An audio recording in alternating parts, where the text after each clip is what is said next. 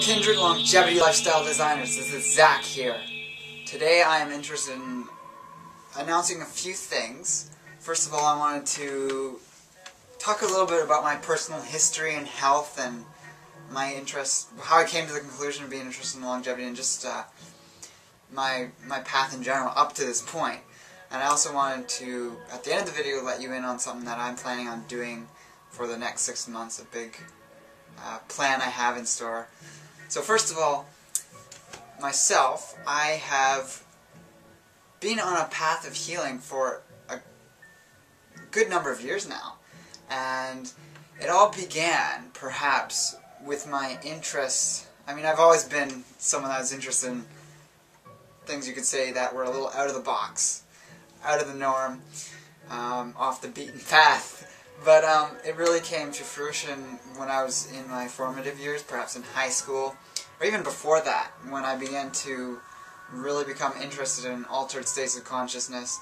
I began to, this probably was not the most appropriate time, but I don't regret anything I chose to do. However, in high school and around that time of my life, I was really involved with the use of psychedelic plant substances, a number of different, what you might call drugs. However, I like to use different labels because I think anything can be a drug, whether it's television or carrots, or people do use carrots like drugs when they juice them and they're consuming all that sugar. But as you can see, it's about the way you use something, not the substance itself. The extract of a plant that grows natively in Cuba, for instance, that happens to be the coca plant, or Colombia actually is probably a better idea of where it comes from, but anyways, the coca plant is a plant used by the natives as a mild, very mild stimulant, but they take an extract of it and it's cocaine.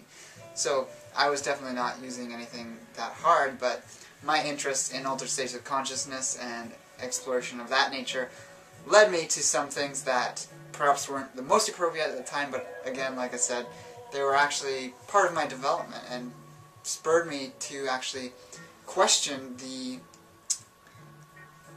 type of healthcare that was actually occurring, because I actually ran into some difficulties due to that. Perhaps my major hurdles in life have been not necessarily physical ailments, but more of a mental nature.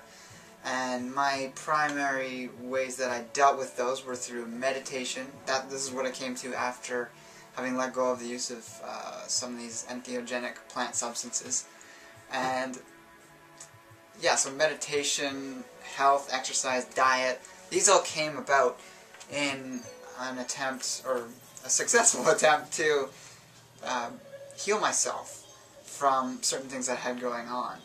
And I had been, when I first had these things come up, which were, I'll just say broadly, they were mental things in nature. I'm not going to go into specifics as to what I was experiencing, but yeah,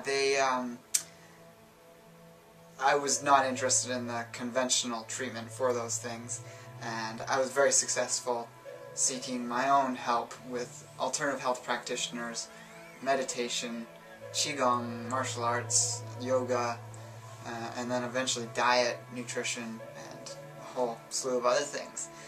And yeah, so really the brunt of my burden so far in this life has been of a mental disorder. I happen to have a very strong constitution. I rarely get sick. I rarely have anything going on with me, which I'm very thankful for. I know different people have different weaknesses in different areas of their being. But as chances have it, at the moment I am deciding, and this is my big announcement, at the beginning of March to the end of August, I'm going to be doing a no-sugar diet, 100%, all the way.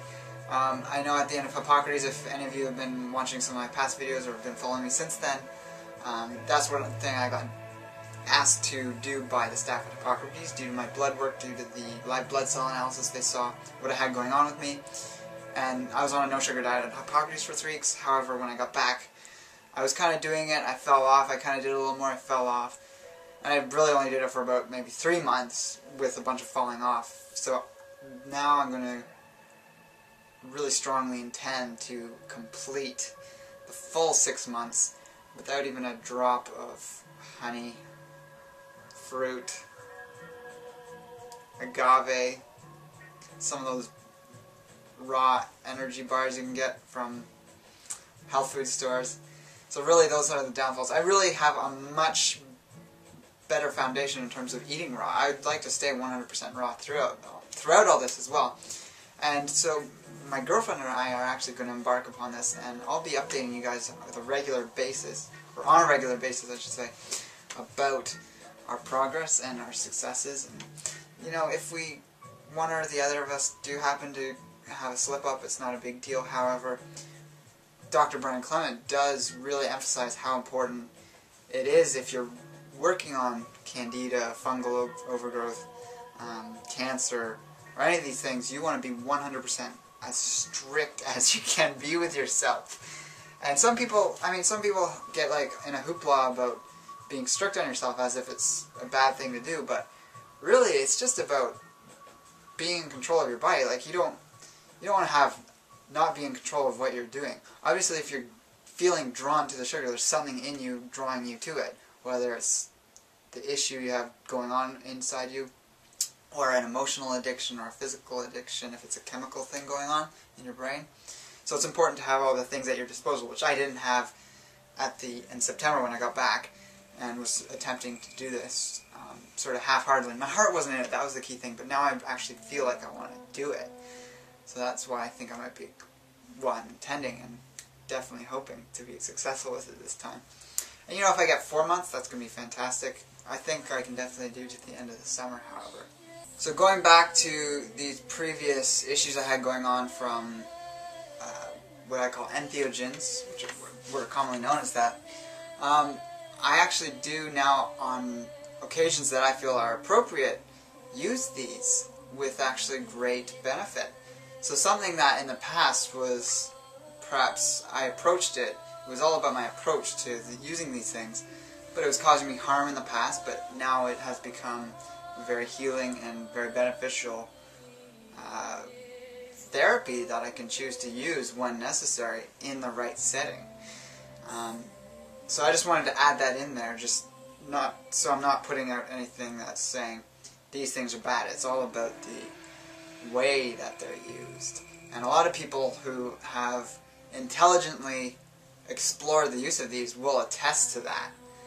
I do strongly believe that these things should be used by everyone at least once in their lifetime, just so that they can actually get that experience of what those things have to offer. Because in nature, the majority of animals do consume these at certain points in their life in nature. On a different note, some of the issues I'm currently dealing with, which is why I want to do this no sugar cleanse. And if you've been watching any of my past videos on that I've just been posting, I've just posted a series lately on how to eat a raw food diet with no sugar and no simple sugars. And then I also talk about how to slowly add them back in, what are the best low glycemic foods to add in. And I even have other videos about what's the best ratio of all these things. And at the end of August, when I intend to add these sugars back in, low glycemic simple sugars that is, it'll be in a very controlled amount. I'll just build it up slowly. I won't suddenly devour a jar of honey. At most I'll be consuming 2 pieces of fruit a day in terms of the amount of simple sugars, and that could be in the form of 1 tablespoon of honey in a piece of fruit, or a couple berries in a piece of fruit, or you kind of get the picture.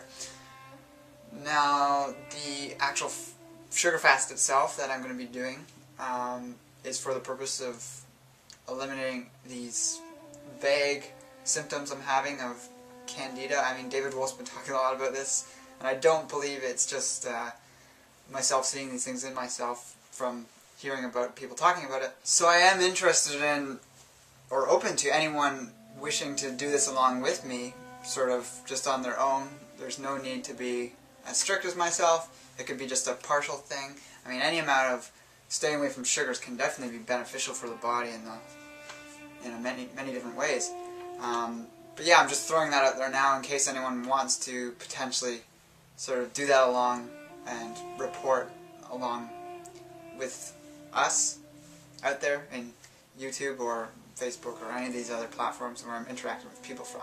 So I hope this is a topic worthy of your interest, and expect weekly reports starting in March about the progress of myself and perhaps my girlfriend if she's interested in sharing that as well.